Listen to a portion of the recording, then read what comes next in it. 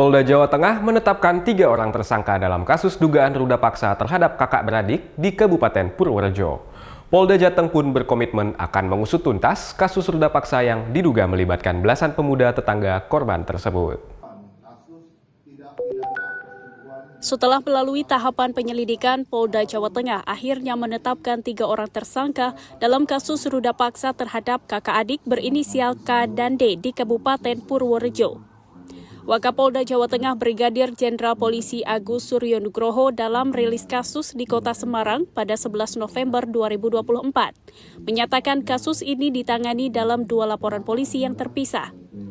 Dalam kasus dengan korban K, polisi menetapkan tersangka berinisial PAP dan FMR.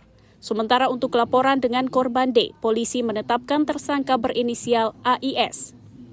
Agus Suryo menambahkan jumlah tersangka dalam kasus ruda paksa yang diduga melibatkan belasan pemuda tetangga korban tersebut dimungkinkan masih akan bertambah, mengingat proses penyelidikan masih terus dilakukan. 44 dan 45 di Purworejo sudah kita tangani secara profesional, yakin bahwa Polda dan penyidik itu akan melaksanakan dengan transparansi. Menteri Pemberdayaan Perempuan dan Perlindungan Anak Arifatul Hoiri Fauzi berharap kepada pihak kepolisian agar menangani perkara ini dengan tuntas. Arifatul Fauzi pun mengimbau kepada masyarakat jika melihat, mendengar atau mengalami adanya kekerasan, khususnya kekerasan seksual, dimohon segera melapor kepada polisi. Ia pun mengajak kepada keluarga agar lebih memprioritaskan pola asuh terhadap anak, sehingga anak-anak tidak terpengaruh hal-hal negatif. Kami, karena salah satu tugas kami adalah melindungi hak anak supaya terpenuhi dan proses hukum tetap berjalan sebagaimana adanya, sebagaimana peraturan perundang-undangan.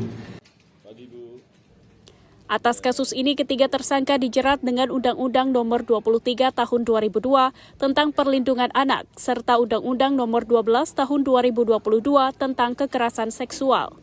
Sebelumnya, peristiwa dugaan kekerasan seksual yang terjadi pada kurun waktu 2022 hingga 2023 tersebut sempat tidak dilaporkan ke polisi karena pihak keluarga korban dan pelaku menyelesaikan kasus ini secara kekeluargaan yang difasilitasi oleh perangkat desa setempat. Dari Kota Semarang, Jawa Tengah, Suryo Wicaksono, Kantor Berita Antara mewartakan.